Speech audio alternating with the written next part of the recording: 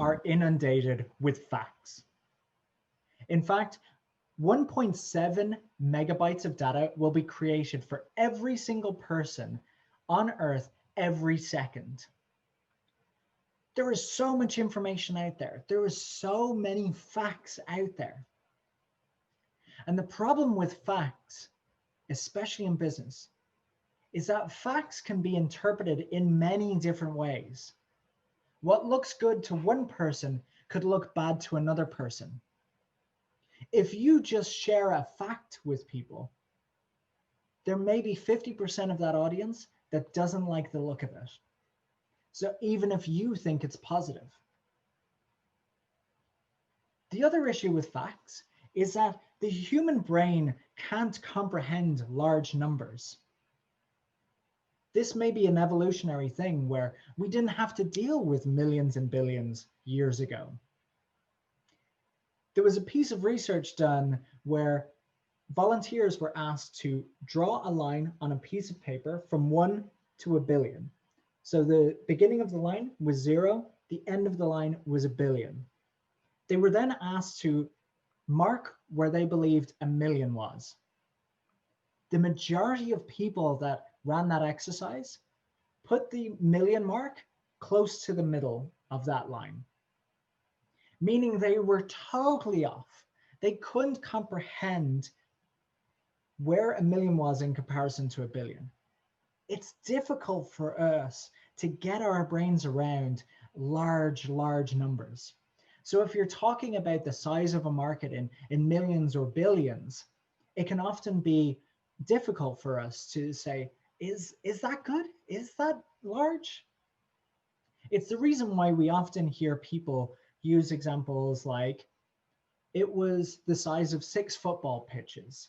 It was enough people to fill the Giants stadium 3 times over. We need ways of comprehending large figures that put it into terms that we understand and understand a lot easier. With all of this, facts can be essential to helping the story, but they are not the story themselves. How many retellings of Sherlock Holmes have there been? The facts remain the same. He's a detective. He lives on Baker Street.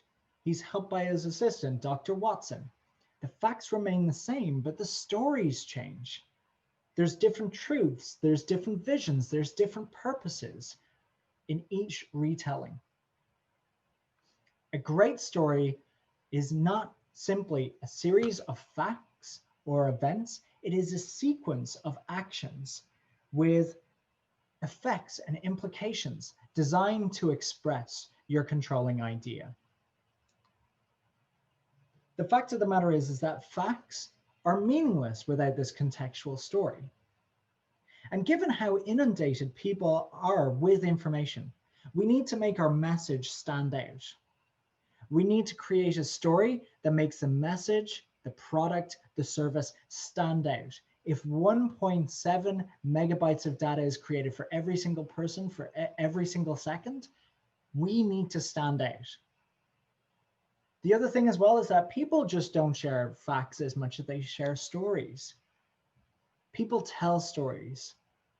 They give information. They express an ideology. They express an emotional feeling. People share stories.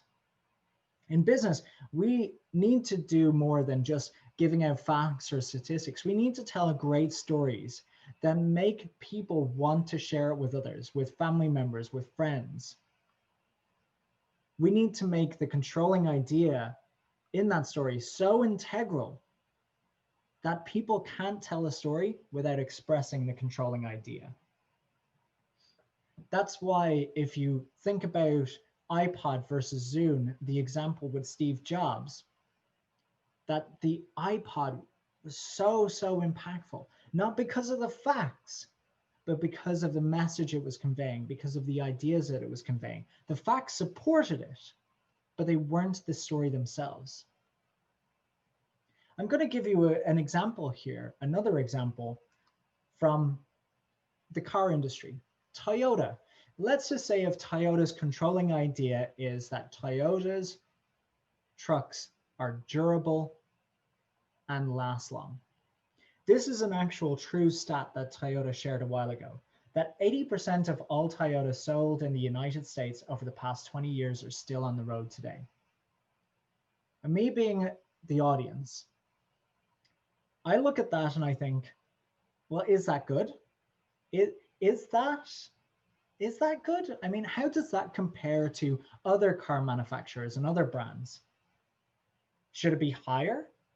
Is the past 20 years a long enough lifetime for a car? I'm not a car person, but I am looking to buy one. So I'm not fully understanding what the message that I should take from this is. And there were a lot of people in the market that will look at this and not understand this.